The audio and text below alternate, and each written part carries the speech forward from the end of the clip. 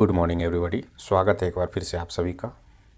आज हम लोग चर्चा करेंगे नेहरू रिपोर्ट एवं जिन्ना की 14 सूत्री मांग, सविनय अवज्ञा आंदोलन, गांधी इरविन समझौता, गोलमेज सम्मेलन, सांप्रदायिक के पंचाट एवं पूना समझौता। ये वीडियो आप लोगों के लिए कंसेप्ट बिल्डिंग में भी मदद करेगी। साथ ही ये video UPSC, UPPSC, Jharkhand PSC, BPSC, Bihar SI और बिहार सचिवालय जैसे अनेक महत्वपूर्ण पदों का जो एग्जामिनेशन होता है उसके लिए अति इम्पोर्टेंट है। इसलिए आप हमारे साथ शुरू से अंत तक बने रहें और प्रश्नों का डिटेल को गहनतापूर्वक अध्ययन करें। पहला प्रश्न है, नेहरू रिपोर्ट से संबंधित निम्नलिखित कथनों में से कौन से कथन सत्य हैं? तो इसमें से ऑप्शन सी को सत्य माना गया है। सुभाष चंद्र बोस की भूमिका इस रिपोर्ट के निर्माण में एक सदस्य के रूप में रही। एक्सप्लेनेशन को देखें तो भारतीय संविधान के मसविदा तैयार करने हेतु मोतीलाल नेहरू की अध्यक्षता में एक उप समिति का गठन किया गया। अली इमाम, Subhash Chandra Bose, MS any, Mangal Singh, Shoaib Qureshi, GI प्रधान तथा तेज प्रताप सप्रू उप समिति के अन्य सदस्य थे। रिपोर्ट में भारत को डोमिनियन स्टेट्स का दर्जा दिए जाने की मांग पर बहुमत था, लेकिन राष्ट्रवादियों के एक वर्ग को इस पर आपत्ति थी। वह डोमिनियन स्टेट्स के स्थान पर पूर्ण स्वतंत्रता का समर्थन कर रहा था। अगला प्रश्न है, दिसंबर 1928 ईस्वी में नेहरू रिपोर्ट पर जिन्ना द्वारा कौन सा या कौन से संशोधन प्रकट नहीं किया गया? तो इसका उत्तर है ऑप्शन डी, उपर्युक्त सभी, जिसमें है केंद्रीय विधानमंडल में 1/3 स्थान मुसलमानों के लिए आरक्षित किया जाए, प्रांतों के लिए अवशिष्ट शक्तियों की व्यवस्था की जाए, वयस्क मताधिकार व्यवस्था होने तक पंजाब तथा बंगाल के विधानमंडलों में जनसंख्या के अनुपात में मुसलमानों के लिए सीटें आरक्षित की जाएं। उपर्युक्त सभी संशोधन जिन्ना द्वारा प्रकट किए गए थे, परंतु सम्मेलन में जिन्ना के ये प्रस्ताव ठुकरा दिए गए। परिणाम स्वरूप मुस्लिम लीग सर्वदलीय सम्मेलन से अलग हो गई। तो ये प्रश्न को इस प्रकार से हमें याद रखना है। अगला प्रश्न है, नेहरू रिपोर्ट के संदर्भ में निम्न कथनों पर विचार करें। पहला है, 1928 ईस्वी में तत्कालीन भारत सचिव लॉर्ड विरकनहेड ने भारतीयों को ऐसी संविधान के निर्माण की चुनौती दी जो सभी गुटों एवं दलों को मान्य हो। दूसरा है, बम्बई में हुए सर्वदलीय सम्मेलन में मोतीलाल नेहरू की अध्यक्षता में भारतीय संविधान का तैयार करने हेतु एक 8 सदस्यीय समिति नियुक्त की गई थी। तो यहाँ पर हमें सत्य कथन को पहचान करना है, जिसमें से 1 और 2 दोनों को सत्य माना गया है। 1928 ईस्वी में संविधान का मसविदा तैयार करने हेतु पंडित मोतीलाल नेहरू की अध्यक्षता में एक 8 सदस्यीय समिति का गठन किया गया। इस समिति के संविधान का जो प्रारूप प्रस्तुत किया उसे ही नेहरू रिपोर्ट के नाम से जाना जाता है। इस रिपोर्ट में डोमिनियन स्टेट्स को पहला लक्ष्य एवं पूर्ण स्वराज्य को दूसरा लक्ष्य घोषित किया गया। अगला प्रश्न है, निम्नलिखित में से कौन एक नेहरू रिपोर्ट की सिफारिशों का हिस्सा नहीं था? तो इसमें से उत्तर है ऑप्शन डी, प्रांतीय व्यवस्थापिकाओं का कार्यकाल 4 वर्ष हो तथा इसका प्रमुख निर्वाचन प्रतिनिधि हो। ये इस नेहरू रिपोर्ट का हिस्सा नहीं था। बाकी बात, भारत को पूर्ण औपनिवेशिक स्वराज्य का दर्जा मिले तथा उसका स्थान ब्रिटिश शासन के अधीन अन्य उपनिवेशों के समान ही हो, ये इस रिपोर्ट का हिस्सा था। भाषाई आधार पर प्रांतों का गठन किया जाए, ये भी इसका हिस्सा था। केंद्र में 2 सदनों वाली भारतीय संसद हो, जिसमें निम्न सदन की सदस्य संख्या 500 एवं उच्च सदन की सदस्य संख्या 200 हो। ये सभी नेहरू रिपोर्ट की सिफारिशें थी। एक्सप्लेनेशन को देखते हैं। इस संबंध में रिपोर्ट में कहा गया कि प्रांतीय व्यवस्थापिकाओं का कार्यकाल 5 वर्ष होगा। इसका प्रमुख गवर्नर होगा। सिंध को बम्बई से अलग प्रांत का दर्जा दिया जाए। भारत में एक प्रतिरक्षा समिति, उच्चतम न्यायालय तथा लोक सेवा आयोग की स्थापना की जाए। तो इस प्रकार से है इस प्रश्न का एक्सप्लेनेशन, या यूँ कहें कि अन्य महत्वपूर्ण बिंदु। अगला प्रश्न है, निम्नलिखित कथनों पर विचार करें। यहाँ पे हमें नेहरू रिपोर्ट का परिणाम को बताना है ना, कौन सा बिंदु नेहरू रिपोर्ट का परिणाम है। तो यहाँ पे 1, 3 और 4 को बताया गया है।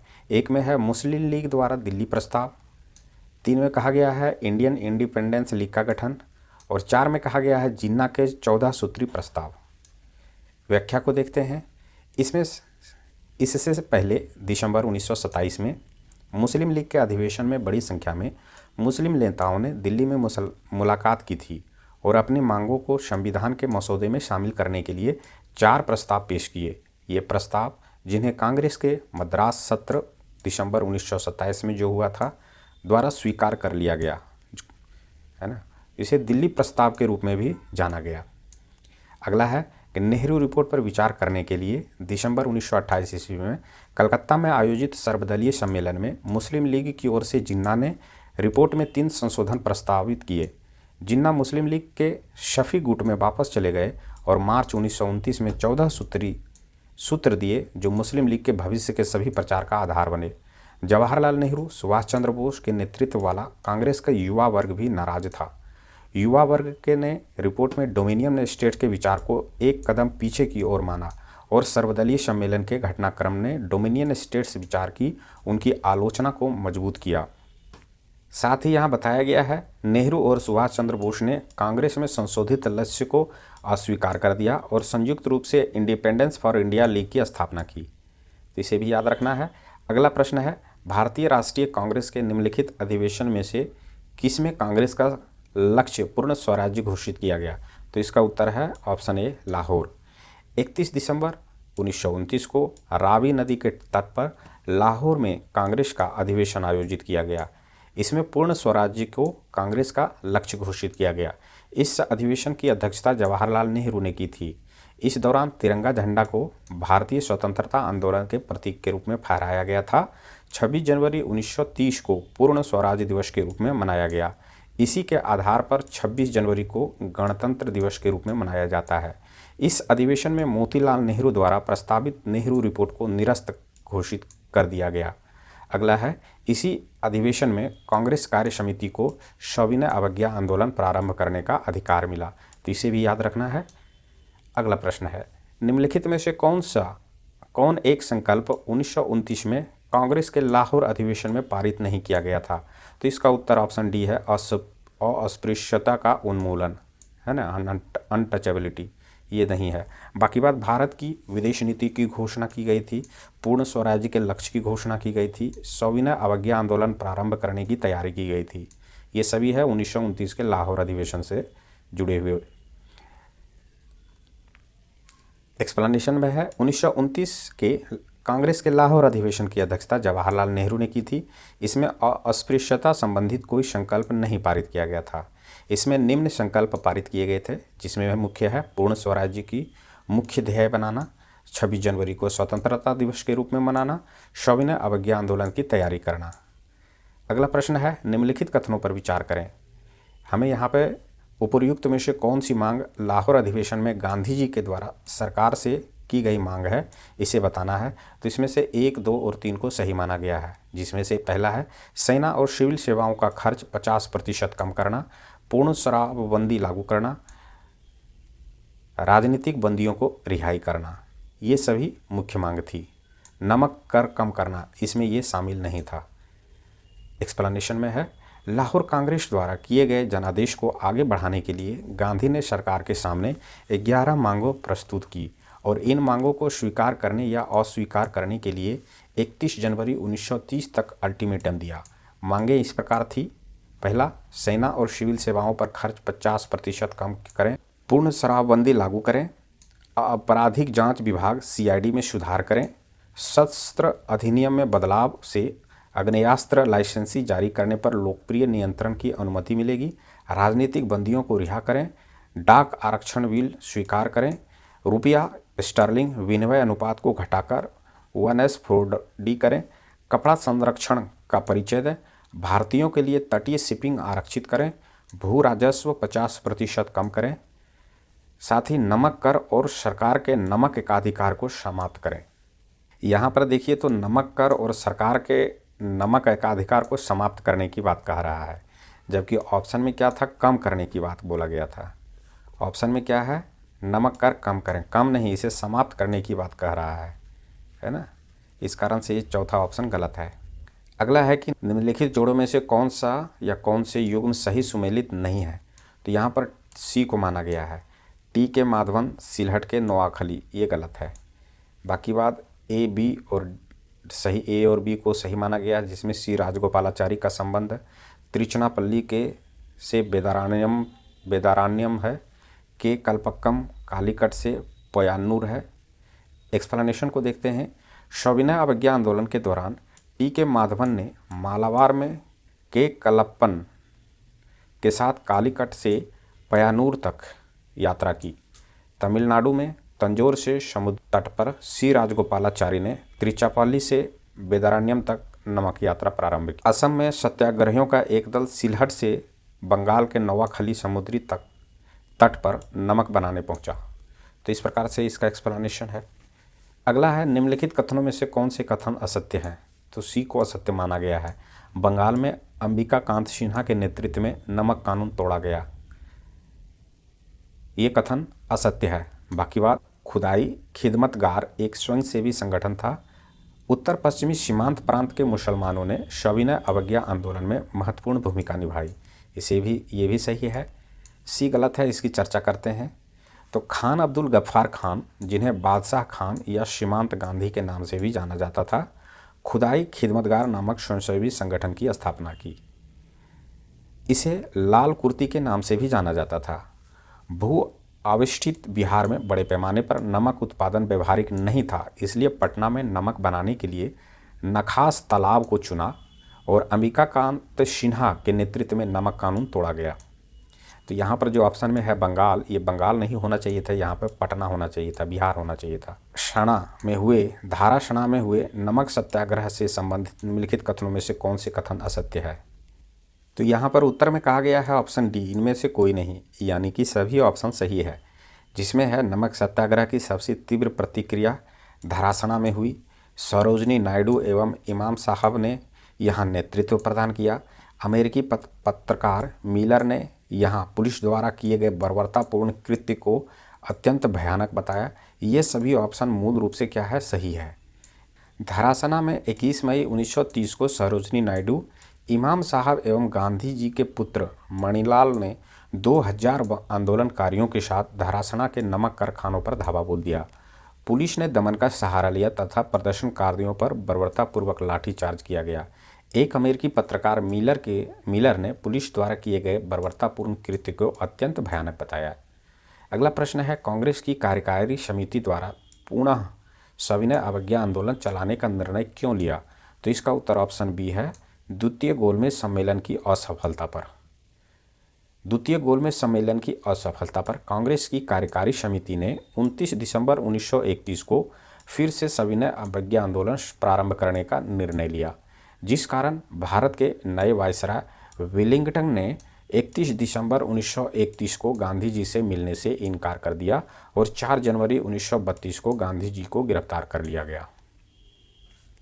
अगला प्रश्न है, सविनय अवज्ञा आंदोलन शुरू करने से पहले 31 जनवरी 1930 ईस्वी को गांधी जी ने ब्रिटिश सरकार के समक्ष 11 सूत्री मांगें प्रस्तुत की। इन मांगों में सामान्य हित से जुड़ी कौन सी मांग शामिल नहीं थी?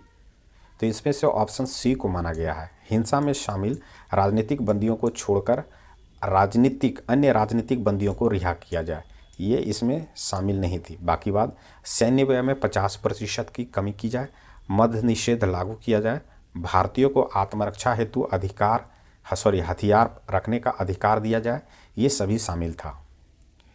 यहाँ देखिए, सामान्य हित से जुड़ी कुल 6 मांगों में विकल्प सी शामिल नहीं था, बल्कि कहा गया था सभी राजनीतिक बंदियों को रिहा किया जाए, है ना। इसमें कैटेगराइजेशन नहीं किया गया था, सभी को छोड़ने की बात कही गई थी। साथ ही साथ गुप्तचर विभाग को समाप्त करने की बात कही गई, नमक कर को समाप्त करने की बात कही गई थी। अगला प्रश्न है, सविनय अवज्ञा आंदोलन को शुरू करने के लिए गांधी जी ने नमक कानून को भंग करने को ही प्रमुखता क्यों दिया? तो इसका उत्तर है ऑप्शन डी, नमक का मुद्दा गरीबों के साथ ही कर भारतीयों को प्रभावित करने वाला था। गांधी जी ने निम्न कारणों से सविनय अवज्ञा आंदोलन शुरू करने हेतु नमक के मुद्दे को ही प्रमुखता प्रदान किया। पानी से अलग नमक नाम की कोई चीज़ नहीं होती। पूर्ण स्वराज की विचारधारा में नमक जिसमें प्रत्यक्ष रूप से संबंध था, क्योंकि यह ग्रामीण निर्धनता जनता के दुखों को व्यक्त करने का सबसे सशक्त और सर्वमान्य मुद्दा था। नमक गरीब व्यक्ति को प्रभावित करता था। साथ ही पूर्ण स्वराज्य के लिए सविनय अवज्ञा आंदोलन प्रारंभ करना किसानों के समझ में नहीं आता। नमक भावनात्मक रूप से खादी के समान गरीबों की आत्म सहायता का ही प्रमुख माध्यम बन सकता था। नमक का मुद्दा गरीबों के साथ ही हर भारतीयों को प्रभावित करने वाला तथा उनके प्रत्यक्ष रूप से जुड़ा था। अगला प्रश्न है, सविनय अवज्ञा आंदोलन के दौरान दांडी मार्च के संबंध में निम्नलिखित में से कौन से कथन सत्य नहीं है? तो इसका उत्तर है ऑप्शन सी, नमक कानून तोड़ने के अपराध में जवाहरलाल नेहरू को 4 मई 1930 को गिरफ्तार कर लिया गया। ये गलत है। बाकी बात, गांधी जी ने 12 मार्च 1930 को 78 स्वयंसेवकों के साथ साबरमती आश्रम से 385 किलोमीटर दूर दांडी के लिए प्रस्थान किया, है ना। ये डेट अक्सर पूछा जाता है एग्जामिनेशन में, इसे भी याद रखें। और स्वयंसेवकों को भी संख्या पूछी जाती है ना। तो 12 मार्च 1930 होगा और 78 स्वयंसेवक होगा। ये ऑप्शन सही है। साथ ही गांधी जी लगभग, ये मूल रूप से सही है ना। फिर है गांधी जी लगभग 24 दिन की यात्रा के बाद 6 अप्रैल 1930 को दांडी में एक मुट्ठी नमक हाथ में लेकर कानून तोड़ा। ये भी मूल रूप से सही है। सी तो गलत है ही। अब इसकी चर्चा करते हैं। नमक कानून तोड़ने के अपराध में जवाहरलाल नेहरू को 14 अप्रैल 1930 को गिरफ्तार किया। फिर है कि 4 मई 1930 को गांधी जी को गिरफ्तार किया गया, है ना कि नेहरू जी को। तमिलनाडु में तंजौर में समुद्री तट पर सी राजगोपालाचारी ने त्रिचापल्ली से वेदारण्यम तक की नमक यात्रा प्रारंभ की, है ना। तो सी राजगोपालाचारी कहाँ से कहाँ तक यात्रा की उसे भी याद रखना है। त्रिचनापल्ली से वेदारण्यम तक। फिर है मालाबार में के कलप्पन ने कालीकट से पोयानूर तक की नमक यात्रा की। आंध्र प्रदेश के विभिन्न जिलों में नमक सत्याग्रह के मुख्यालय के रूप में कार्य करने के उद्देश्य से शिविरम की स्थापना की गई थी। इसी दौरान सूर्य सेन के नेतृत्व में आंदोलनकारियों ने सरकारी शस्त्रागारों पर धावा बोल दिया तथा प्रांतीय सरकार की स्थापना की घोषणा कर दी। अगला प्रश्न है, द्वितीय सविनय अवज्ञा आंदोलन के संबंध में निम्नलिखित में से कौन सही नहीं है? तो इसका उत्तर है ऑप्शन डी। लोगों में सविनय अवज्ञा आंदोलन के प्रति उत्साह में कमी देखकर गांधी जी ने 20 अप्रैल 1934 ईस्वी को स्थगित करने की घोषणा की, है ना। ये ऑप्शन क्या है? सही नहीं है, ये गलत है। बाकी बात, दूसरी बार यह आंदोलन द्वितीय गोलमेज सम्मेलन के असफलता होने के बाद 1932 में आरंभ की गई। ये मूल रूप से सही है। द्वितीय सविनय अवज्ञा आंदोलन में लोगों में आंदोलन के प्रति उत्साह में कमी आ गई थी। ये भी सही है। द्वितीय सविनय अवज्ञा आंदोलन में 2 भारतीय रियासतों कश्मीर एवं अलवर में जन प्रतिक्रिया देखने को मिली थी। ये भी सही है। अब डी गलत क्यों है, इसकी चर्चा करते हैं।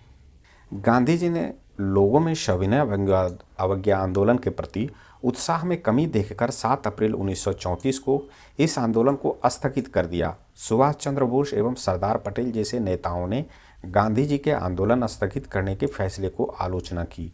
उन्होंने कहा, गांधी जी ने पिछला 13 वर्षों की मेहनत तथा कुर्बानियों पर पानी फेर दिया। इस आलोचना के कारण गांधी जी कुछ दिनों के लिए कांग्रेस से अलग हो गए। तो ऑप्शन में जो दिया गया था कि 20 अप्रैल 1934 को स्थगित किया गया, वो गलत है।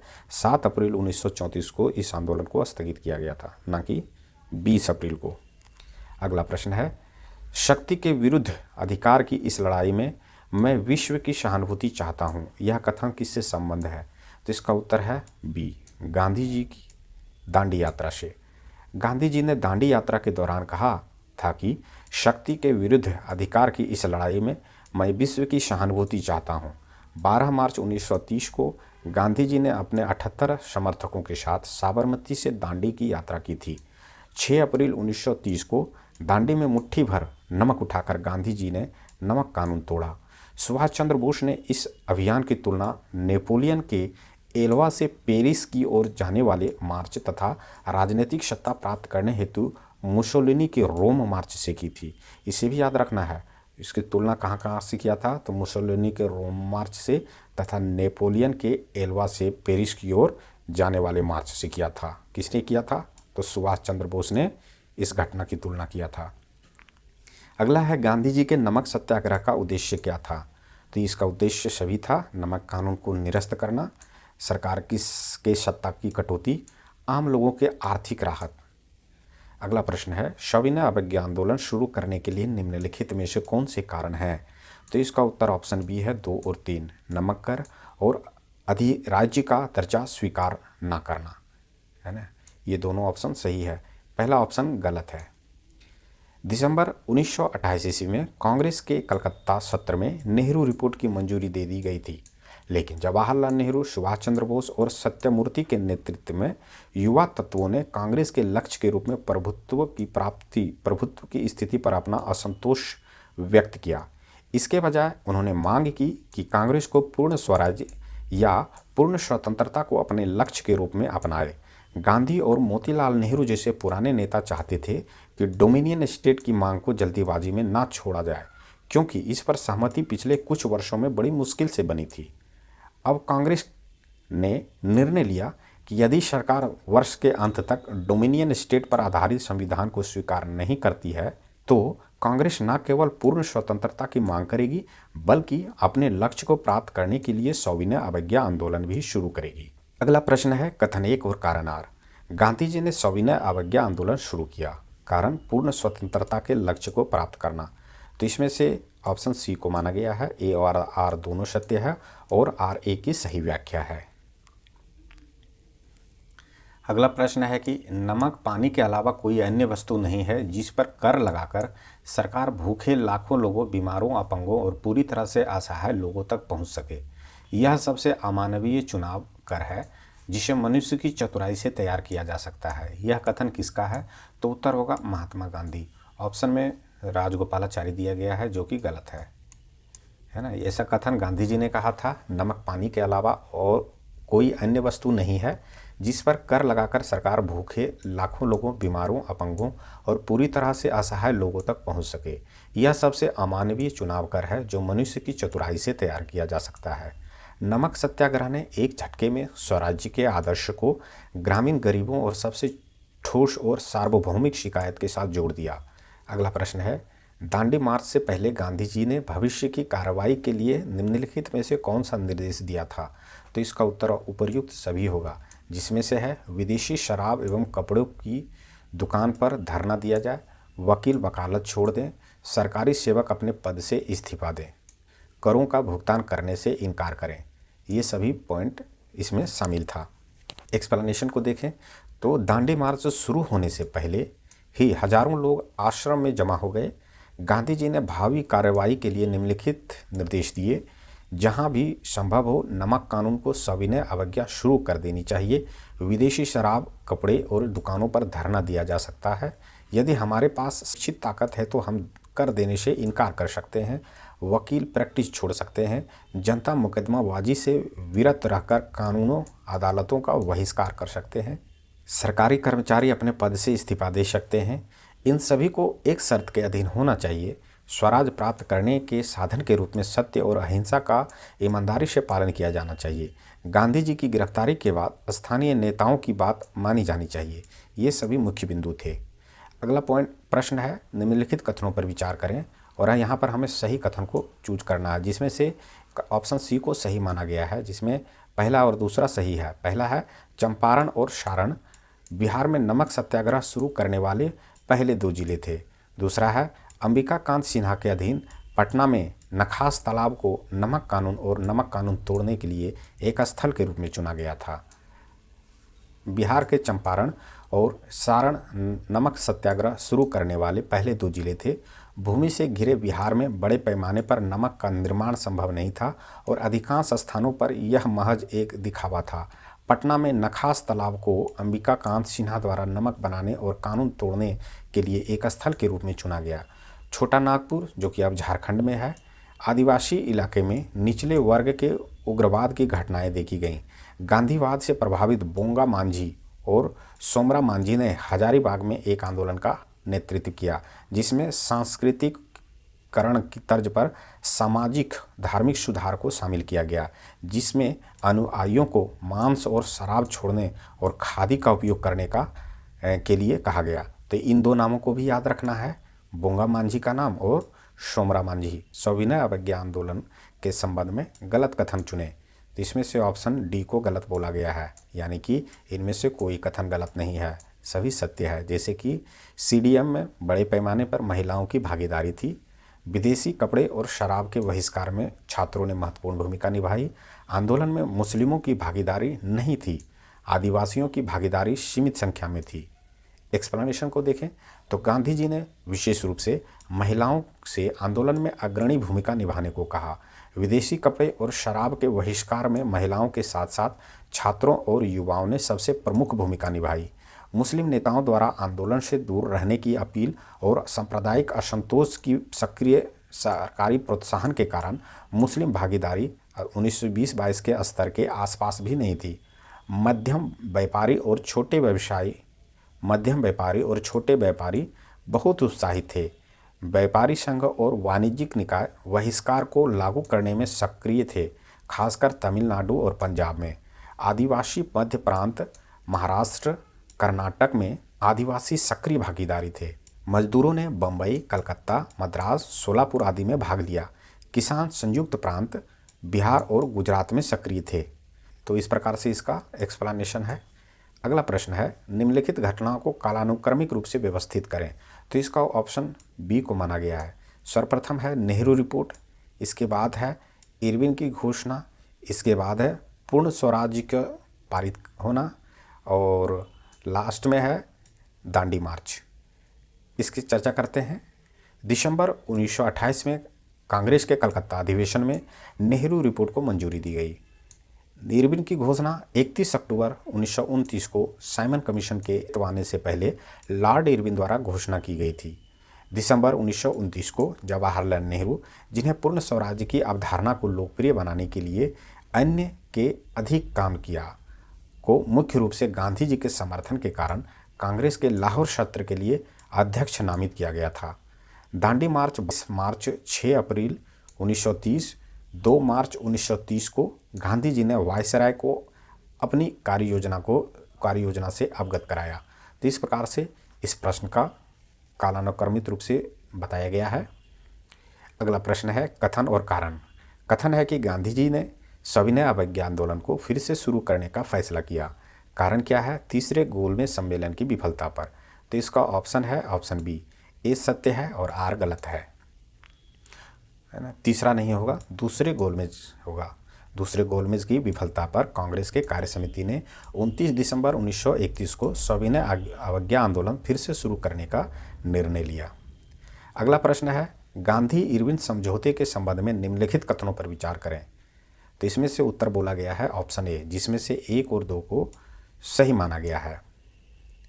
पहला है आपातकाल अध्यादेशों को वापस ले लिया और दूसरा है जब्त की गई संपत्ति वापस कर दी जाए। ये 2 मुख्य मुद्दे थे गांधी इरविन समझौते में। पुलिस ज्यादतियों की जांच की जाए, ये इसमें शामिल नहीं था। और भगत सिंह व उनके साथियों को फांसी की सज़ा माफ़ कर दी जाए, ये गांधी इरविन समझौते में शामिल नहीं था। एक्सप्लेनेशन को देखते हैं। 19 फरवरी 1931 से लेकर 4 मार्च 1931 तक 15 दिन गांधी जी एवं इरविन के बीच बातचीत हुई। गांधी इरविन समझौते 5 मार्च 1931 को हुआ। इस समझौते में वायसराय ने गांधी जी को 2 मांगें अस्वीकार कर दी, जिसमें पहला है पुलिस ज्यादतियों की जांच कराई जाए और भगत सिंह एवं उनके सहयोगियों को फांसी की सज़ा माफ़ कर दी जाए। अगला प्रश्न है, गांधी इरविन समझौते के बारे में निम्न में से कौन सा कथन सत्य है। तो यहाँ पर कूट दिया गया है, जिसमें से बी को सत्य माना गया है। पहला है कि गांधी इरविन समझौते को दिल्ली पैक्ट के नाम से भी जाना जाता है। 25 फरवरी 1931 को गांधी जी तथा कांग्रेस के अन्य सभी प्रमुख नेता बिना शर्त कारावास से रिहा कर दिए गए।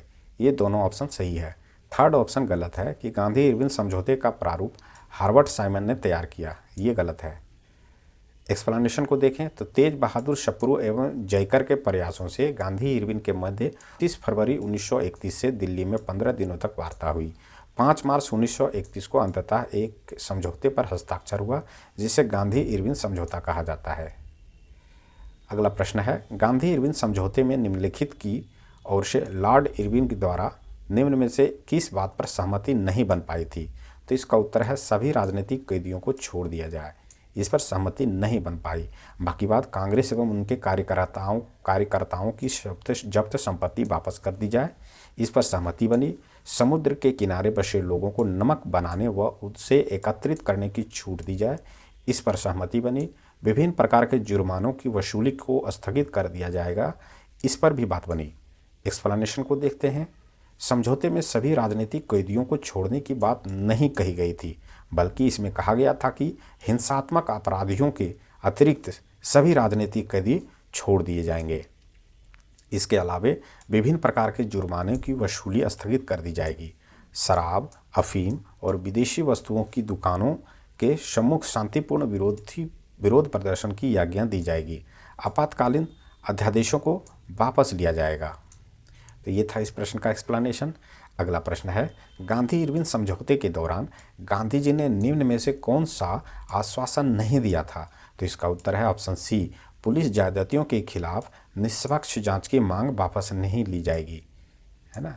इसका आश्वासन गांधी जी ने नहीं दिया था। बाकी बात, सविनय अवज्ञा आंदोलन स्थगित कर दिया जाएगा, ये बात सही है। द्वितीय गोलमेज सम्मेलन में कांग्रेस के प्रतिनिधित्व भाग लेंगे, ये भी मूल रूप से ये बात सही है। नमक घन की मांग एवं बहिष्कार की मांग को वापस लिया जाएगा, ये भी मूल रूप से सही है। अब सी को देखते हैं, जो आश्वासन ये गलत क्यों है, तो इसकी चर्चा करते हैं। समझौते के दौरान गांधी जी ने यह भी सरकार को आश्वासन दिया कि पुलिस ज्यादतियों के खिलाफ निष्पक्ष जांच की मांग वापस ली जाएगी। यहाँ पर क्या है, नहीं ली जाएगी, ऐसी बात नहीं है, वापस लेने की मांग की गई थी। युवा कांग्रेसियों ने इस समझौते को यह कहकर आलोचना की क्योंकि गांधी जी तीनों क्रांतिकारियों भगत सिंह, राजगुरु एवं सुखदेव को फांसी के फंदे से नहीं बचा सके। इन तीनों को 23 मार्च 1931 को लाहौर सेंट्रल जेल में फांसी दी गई थी। कांग्रेस के कराची अधिवेशन में युवाओं ने गांधी जी को काले झंडे दिखाए। अगला प्रश्न है, कांग्रेस के कराची अधिवेशन के संबंध में निम्नलिखित कथनों पर विचार करें। कांग्रेस का कराची अधिवेशन 29 मार्च 1931 को आयोजित किया गया था, जिसकी अध्यक्षता सरदार वल्लभ भाई पटेल ने किया था। दूसरा है, इस अधिवेशन में गांधी इरविन समझौते को स्वीकार किया गया था।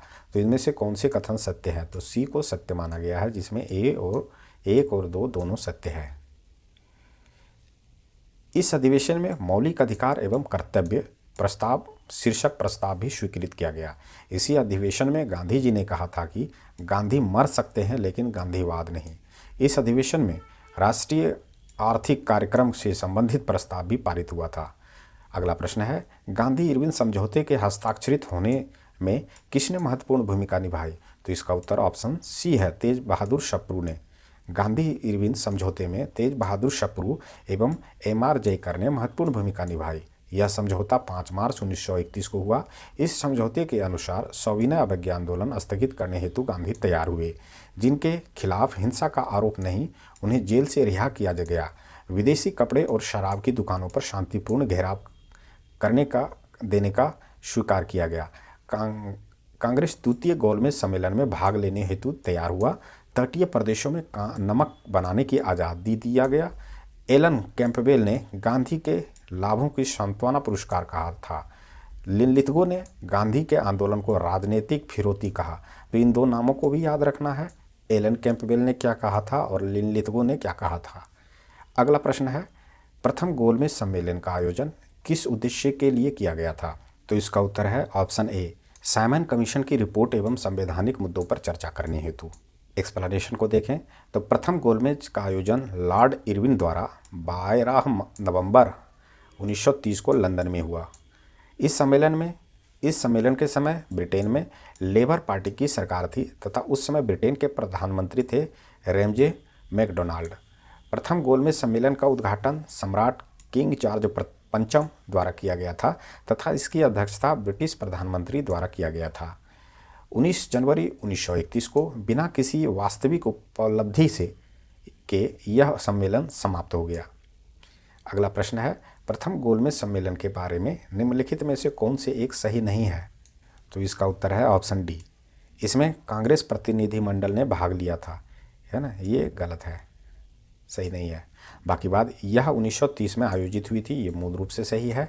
इसमें साइमन आयोग की रिपोर्ट पर चर्चा करनी थी, ये भी अपने आप में सही है। इसका आयोजन लंदन में हुआ था, ये भी सही है। इसकी चर्चा करते हैं।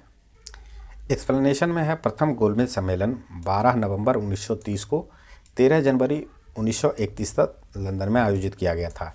इसकी अध्यक्षता प्रधानमंत्री मैकडोनाल्ड ने की थी। यह सम्मेलन साइमन कमीशन की रिपोर्ट पर चर्चा करने के लिए आयोजित किया गया था। इस सम्मेलन में कांग्रेस का प्रतिनिधिमंडल ने भाग नहीं लिया था।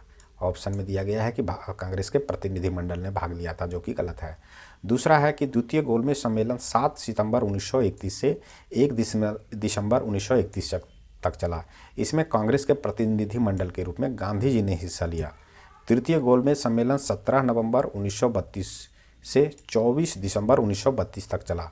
कांग्रेस में इसमें भाग नहीं लिया। तो इस प्रकार से 2 सम्मेलनों में कांग्रेस ने भाग नहीं लिया, है ना, जबकि एक सम्मेलन में कांग्रेस ने भाग लिया, जो कि था दूसरा गोलमेज सम्मेलन। प्रश्न है कि द्वितीय गोलमेज सम्मेलन के संबंध में असत्य कथन की पहचान करें। तो इसमें से डी को असत्य माना गया है। इस सम्मेलन में भारतीय महिलाओं का प्रतिनिधित्व कादम्बिनी गांगुली ने किया। यह ऑप्शन गलत है।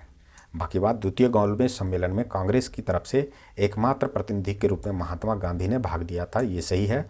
द्वितीय गोलमेज सम्मेलन में भाग लेने हेतु महात्मा गांधी SS राजपूताना नामक जहाज से इंग्लैंड गए थे, ये भी सही है। द्वितीय गोलमेज सम्मेलन लंदन के सेंट जेम्स पैलेस में आयोजित किया गया था, ये भी सही है। डी गलत क्यों है, इसकी चर्चा करते हैं। द्वितीय गोलमेज सम्मेलन में भारतीय महिलाओं का प्रतिनिधित्व एनी बेसेंट ने किया था, ना कि कादम्बिनी गांगुली ने। इस सम्मेलन में कांग्रेस प्रतिनिधि के तौर पर एकमात्र व्यक्ति महात्मा गांधी ने भाग लिया था। तीनों गोलमेज सम्मेलनों में BR अम्बेडकर एवं तेज बहादुर सप्रू ने भाग लिया था। ये भी अति महत्वपूर्ण पॉइंट है, इसे याद रखना है। द्वितीय गोलमेज सम्मेलन के समय भारत का वायसराय लॉर्ड विलिंगटन था, इसे भी याद रखना है, चूँकि द्वितीय गोलमेज सम्मेलन में गांधी जी गए थे, तो इसलिए यहाँ पर वायसराय का नाम भी महत्वपूर्ण बन जाता है। इस सम्मेलन में भारत सरकार के प्रतिनिधि के रूप में CP रामचंद्र राव शामिल हुए थे। बिना किसी ठोस परिणाम के यह सम्मेलन समाप्त हुआ। अगला प्रश्न है, द्वितीय गोलमेज सम्मेलन के समय गांधी जी के बारे में किसने कहा था अर्धनंगे फकीर के ब्रिटिश प्रधानमंत्री से वार्ता हेतु सेंट जेम्स पैलेस की सीढ़ियां चढ़ने का दृश्य अपने आप में अनोखा एवं दिव्य प्रभाव उत्पन्न करने वाला था। तो ये कथन है फ्रैंक मोरिस का, याद रखना है। महात्मा गांधी के बारे में उक्त कथन फ्रैंक मोरिस ने कहा था। इस आंदोलन के असफल होने पर गांधी जी ने भारत पहुंचकर लोगों को संबोधित करते हुए कहा था, मैं खाली हाथ लौटा हूं, परंतु अपने देश की इज्जत को मैंने बट्टा नहीं लगने दिया। इस सम्मेलन में दलित वर्ग को एक अलग अल्पसंख्यक बनाने के मुद्दे पर गांधी जी एवं अंबेडकर के बीच असहमति उत्पन्न हो गई थी। द्वितीय गोलमेज सम्मेलन का आयोजन 7 सितंबर 1931 से 1 दिसंबर 1931 के बीच संपन्न हुआ था। अगला प्रश्न है, तृतीय गोलमेज सम्मेलन के संबंध में निम्न कथनों पर विचार करें। पहला है 17 नवंबर 1932 को तृतीय गोलमेज सम्मेलन की शुरुआत हुई। दूसरा है तृतीय गोलमेज सम्मेलन सांप्रदायिक प्रतिनिधित्व, अल्पसंख्यक अधिकारों और भारत की भविष्य की संरचना पर केंद्रित था। इनमें से कौन सी कथन सत्य है? तो 1 और 2 दोनों को सत्य माना गया है ना। इन सम्मेलन में कुल 46 प्रतिनिधियों ने भाग लिया था। 24 दिसंबर 1932 को बिना किसी निर्णय से यह सम्मेलन समाप्त हो गया। कांग्रेस ने इस सम्मेलन में भाग नहीं लिया था। अगला प्रश्न है, निम्नलिखित कथनों में से कौन से कथन असत्य हैं? तो यहाँ पर ऑप्शन A को असत्य माना गया है। बाबा साहेब अम्बेडकर द्वारा सितंबर 1932 में अखिल भारतीय अस्पृश्यता विरोधी लीग का गठन किया गया, ये कथन गलत है। बाकी बात, वर्धा से गांधी जी ने अपनी हरिजन यात्रा प्रारंभ की, ये सही है। दलितों को हरिजन नामक सर्वप्रथम गांधी जी ने ही दिया था, ये भी सही है। अब एक कथन गलत क्यों है, इसकी चर्चा करते हैं। तो गांधी जी ने अपने कारावास की अवधि में ही सितंबर 1932 में अखिल भारतीय अस्पृश्यता विरोधी लीग का गठन किया, ना कि बाबा साहेब अम्बेडकर ने किया था। इसे याद रखना है। 7 नवंबर 1933 को वर्धा से गांधी जी ने अपनी हरिजन यात्रा प्रारंभ की। अगला प्रश्न है, सांप्रदायिक निर्णय के संबंध में निम्न कथनों पर विचार करें। पहला है कि ब्रिटिश प्रधानमंत्री रेमजे मैकडोनाल्ड ने 16 अगस्त 1932 ईस्वी को सांप्रदायिक निर्णय प्रस्तुत किया था। दूसरा है, मुसलमानों, सिखों एवं भारतीय ईसाइयों के साथ हरिजनों के लिए भी हिंदुओं से अलग निर्वाचन तथा प्रतिनिधित्व की व्यवस्था की गई। तीसरा है, प्रांतीय विधानमंडलों में सांप्रदायिक आधार पर स्थानों का वितरण किया गया।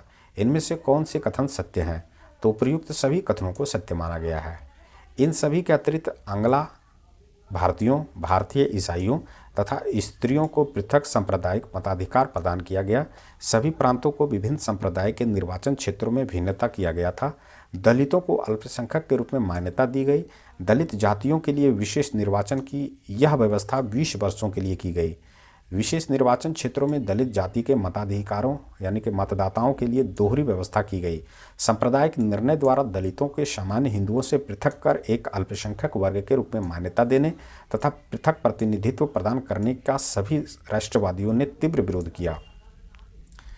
अगला प्रश्न है, सांप्रदायिक निर्णय का गांधी जी ने विरोध किया था, इसमें कौन सी प्रतिक्रिया गांधी जी ने नहीं दिया था? तो यहाँ पर ऑप्शन ए, बी और सी है। ए जो है, गांधी जी ने सांप्रदायिक निर्णय को राष्ट्रीय एकता एवं भारतीय राष्ट्रवाद पर प्रहार के रूप में देखा। ये अपने आप में सही है। उनका कहना था कि दलित वर्ग की सामाजिक हालत सुधारने के लिए इसमें कोई व्यवस्था नहीं की गई। ये भी अपने आप में सही है। उन्होंने स्पष्ट किया कि पृथक निर्वाचन मंडल का सबसे खतरनाक पहलू यह है कि अछूतों के सदैव अछूत बने रहने की बात सुनिश्चित करता है। ये भी मूल रूप से सही है। अब इसमें से कौन सी प्रतिक्रिया गांधी जी ने नहीं की थी? यह ऑप्शन डी है। ऑप्शन डी में कहा गया है कि सांप्रदायिक पंचाट भारत के विभाजन की सोची समझी चाल है। यह ऑप्शन गलत है। ये गांधी जी का मत नहीं था। सांप्रदायिक पंचाट के बारे में गांधी जी ने विकल्प डी में अंकित बात नहीं कही है। यद्यपि उन्होंने कहा कि उन्होंने दलित वर्ग के लिए बड़ी संख्या में सीटें आरक्षित करने की मांग का विरोध नहीं किया है। सांप्रदायिक निर्णय के विरोध में गांधी जी पूना के यरवदा जेल में 20 सितंबर 1932 ईस्वी को आमरण अनशन प्रारंभ कर दिया। अगला प्रश्न है, कम्युनल अवार्ड पर कांग्रेस का क्या रुख था? तो इसका उत्तर है ऑप्शन सी। कांग्रेस ने सांप्रदायिक पुरस्कार को ना तो स्वीकार किया और ना ही अस्वीकार किया। एक्सप्लेनेशन है, सांप्रदायिक पुरस्कार की घोषणा 16 अगस्त 1932 ईस्वी को ब्रिटिश प्रधानमंत्री रैमजे मैकडोनाल्ड द्वारा की गई थी। सांप्रदायिक पुरस्कार भारतीय फ्रेंचाइजी समिति, जिसे लोथियम समिति भी कहा जाता है, के निष्कर्षों के आधार पर अल्पसंख्यकों के लिए अलग निर्वाचन क्षेत्र और आरक्षित सीटें स्थापित की गई। दलित वर्गों सहित जिन्हें 78 आरक्षित सीटें दी गई।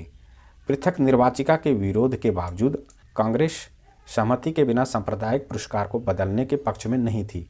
इस प्रकार सांप्रदायिक पुरस्कार से पूरी तरह असहमत होते हुए भी कांग्रेस ने ना तो इसे स्वीकार करने और ना ही इसे अस्वीकार करने का निर्णय लिया। अगला प्रश्न है, कथन ए और कारण आर। गांधी जी ने सांप्रदायिक पंचाट को अस्वीकार कर दिया। कारण, भारत को सांप्रदायिक आधार पर विभाजित किया गया। तो यहाँ पर ए और आर दोनों सत्य है। आर ए की सही व्याख्या करता है। ये ऑप्शन सही है। गांधी जी ने सांप्रदायिक पंचाट को भारतीय एकता और राष्ट्रवाद पर हमले के रूप में देखा। उन्होंने सोचा कि यह हिंदू धर्म और दलित वर्ग दोनों के लिए हानिकारक है, क्योंकि इसमें दलित वर्गों को सामाजिक रूप से अपमानित स्थिति का कोई जवाब नहीं मिलता है। उन्होंने तर्क दिया कि एक बार जब दलित वर्गों को एक अलग राजनीतिक इकाई के रूप में माना गया तो अस्पृश्यता को खत्म करने का सवाल कमज़ोर हो जाएगा, जबकि अलग निर्वाचन क्षेत्र यह सुनिश्चित करेंगे कि अछूत हमेशा के लिए अछूत बने रहेंगे। उन्होंने कहा कि आवश्यकता दलित वर्गों के तथा हितों की रक्षा की नहीं, बल्कि अस्पृश्यता का जड़मूल से उन्मूलन करने की है। अगला प्रश्न है, निम्नलिखित घटना को कालानुक्रमिक रूप से व्यवस्थित करें। तो इसका उत्तर ऑप्शन बी है। सर्वप्रथम आएगा सर्वदलीय सम्मेलन, इसके बाद आएगा पूर्ण स्वराज का संकल्प, इसके बाद आएगा द्वितीय गोलमेज सम्मेलन और लास्ट में आएगा सांप्रदायिक पंचाट। सर्वदलीय सम्मेलन हुआ था 1928 ईस्वी को, पूर्ण स्वराज संकल्प हुआ था 1929 ईस्वी को, दूसरा गोलमेज सम्मेलन हुआ था 1931 ईस्वी को और सांप्रदायिक पंचाट हुआ था 1932 को। अगला प्रश्न है, निम्नलिखित कथनों पर विचार करें। यहाँ पर हमें गलत कथन को बताना है, जिसमें से ऑप्शन बी को गलत माना गया है। पूना पैक्ट में स्थानीय निकायों और नागरिक सेवाओं में दलित लोगों के प्रतिनिधित्व के लिए विशेष प्रावधान किए गए। ये कथन गलत है। बाकी बात, प्रथम गोलमेज सम्मेलन में डॉक्टर अंबेडकर ने दलित वर्गों के लिए पृथक निर्वाचन क्षेत्र की मांग की। ये ऑप्शन मूल रूप से सही है। इसकी चर्चा करते हैं। प्रथम गोलमेज सम्मेलन में डॉक्टर अंबेडकर ने दलित वर्गों के लिए पृथक निर्वाचिका की मांग की। 24 सितंबर 1932 को दलित वर्गों की ओर से बी.आर. अंबेडकर द्वारा हस्ताक्षरित पूना पैक्ट ने दलित वर्गों के लिए अलग निर्वाचन क्षेत्रों के विचार को त्याग दिया। इसमें स्थानीय निकायों और नागरिक सेवाओं में दलित वर्गों को प्रतिनिधित्व के लिए ऐसा कोई प्रावधान नहीं था। अगला प्रश्न है, कथन और कारण। कथन में कहा गया है, महात्मा गांधी ने 1932 में आमरण अनशन प्रारंभ किया। कारण, गोलमेज सम्मेलन भारतीय राजनीतिक आकांक्षाओं को संतुष्ट करने में विफल रहा। तो इसका उत्तर ऑप्शन बी है। ए सत्य है और आर गलत है। गांधी जी सांप्रदायिक पंचाट को भारतीय एकता और राष्ट्रवाद पर हमले के रूप में देखा। गांधी जी ने मांग की कि दलित वर्गों को संयुक्त और यदि संभव हो तो सार्वभौमिक मताधिकार के माध्यम से व्यापक निर्वाचन क्षेत्र के माध्यम से चुने जाए, जबकि बड़ी मात्रा में आरक्षित सीटों की मांग पर कोई आपत्ति नहीं व्यक्त की गई। अपनी मांग को मनवाने के लिए वह 20 सितंबर 1932 को अनिश्चितकालीन उपवास पर चले गए। अब B.R. अम्बेडकर, M.G. राजा और मदन मोहन मालवीय सहित विभिन्न विचारधाराओं के नेता पूना समझौते में शामिल करने के लिए एकजुट हुए। तो इस प्रकार से इस प्रश्न का एक्सप्लेनेशन था। अगला प्रश्न है, उस कारण को पहचान करें जिसके कारण महात्मा गांधी 1932 में पूना में आमरण अनशन पर बैठे थे। तो इसका उत्तर है ऑप्शन बी, सांप्रदायिक पंचाट जारी करना। अंग्रेज ने 1932 में द कम्युनल अवार्ड की शुरुआत की, जिसे भारत में फूट डालो और राज करो और के औजार के रूप में देखा गया। महात्मा गांधी ने उसकी कार्रवाई को भारतीय राष्ट्रवाद पर सीधा हमला माना। परिणाम स्वरूप दलितों के लिए अलग निर्वाचन क्षेत्रों की स्थापना करने के विरोध में महात्मा गांधी भूख हड़ताल पर चले गए। तो ये था इस चैप्टर का पार्ट 1। पार्ट 2 में इस चैप्टर को अंत करेंगे, चूँकि वीडियो लंबा हो रहा है। मिलते हैं नेक्स्ट क्लास में, तब तक के लिए धन्यवाद।